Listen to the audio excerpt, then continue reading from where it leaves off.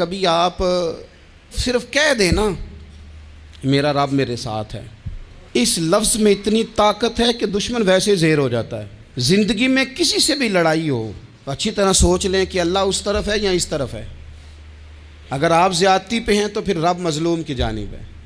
اگر اللہ کی مدد آپ کے ساتھ ہے تو دنیا کی کوئی طاقت آپ کو گرا نہیں سکتی۔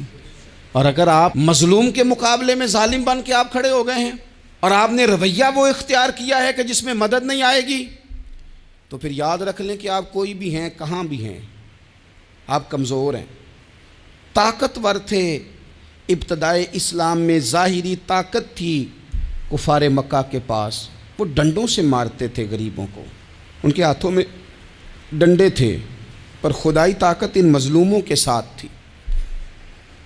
صاحب زرقانی نے لکھا ہے، حضرت زنیرہ رضی اللہ تعالیٰ عنہ ایک لونڈی ہیں، غریب ہیں، ماڑے دا کی کام محمد ناس جانا یا رونا، غریب سادی بی بی اور لونڈی کنیزہ، ایک مشرک کی کنیزہ تھی، انہوں نے کلمہ پڑھ لیا، وہ ڈنڈوں سے مارتا، دروں سے مارتا، تکلیف دیتا۔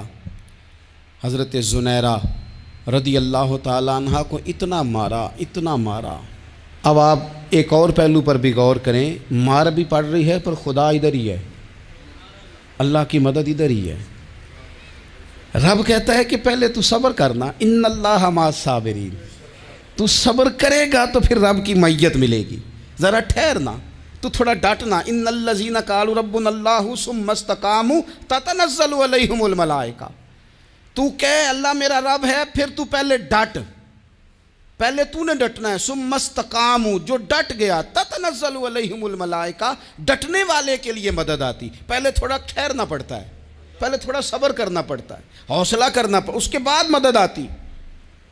مار پڑ رہی ہے، مارا جا رہا ہے حضرت زنیرہ کو، ان کا مالک جو ہے ظاہری آقا وہ مار رہا ہے، یہ کنیزہ ہے، اتنا مارا اتنا مارا، ان کی بینائی چلی گئی، نظر آنا بند ہو گیا۔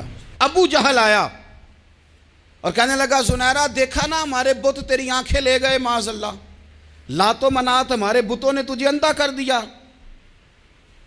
اب ایسا نہیں ہے کہ بی بی روتی جا رہی ہے، روتی جا رہی ہے، مایوسی مایوسی، معاذ اللہ، پریشانی، غریبی بڑی ہے، پوچھنے والا کوئی نہیں، یہ باتیں نہیں۔ کیا جملے ہیں خاتون کے، کیا لفظ ہیں۔ ابو جہل نے تنزیہ کہا، معاذ اللہ، کہنے لگا دیکھا نا ہمارے بتوں نے تجھے اندھا کر دیا۔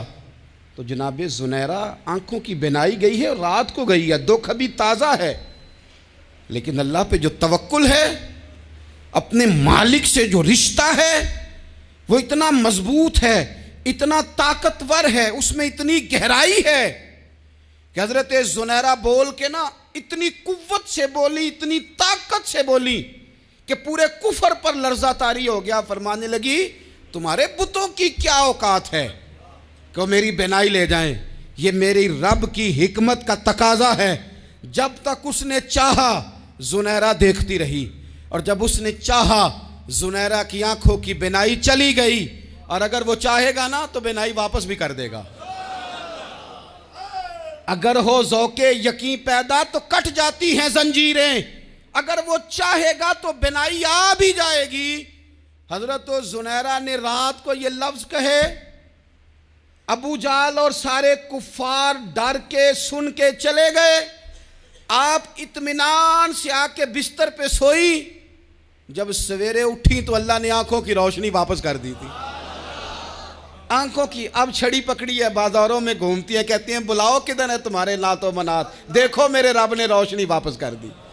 آ کر میرے ساتھ ادھر آ، ستمگر ہنر آزمائیں، تو تیر آزما ہم جگر آزمائیں۔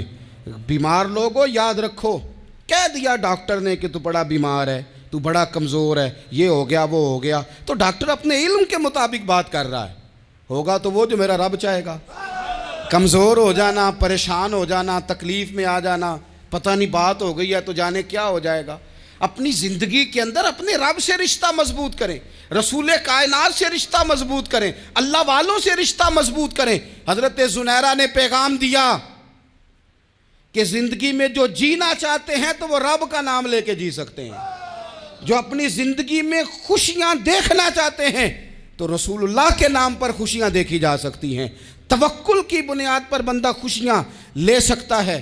اور اگر انسان میں توکل نہیں ہے تو پھر وہ اس کالے جادو سے بھی ڈر رہا ہے, وہ نیلے سے بھی ڈر رہا ہے, وہ پیلے سے بھی ڈر رہا ہے, وہ فلانے سے بھی ڈر رہا ہے, وہ میرے خلاف فلانا رشتہ دار سازش کر رہا ہے تو ڈر رہا ہے, فلانا میرے بارے میں یہ کر رہا ہے تو ڈر رہا ہے, وہ پتہ نہیں دنیا ادھر ہو جائے گی تو کیا ہو جائے گا. اٹھ باندھ کمر کیوں ڈرتا ہے, پھر دیکھ خدا کیا کرتا ہے.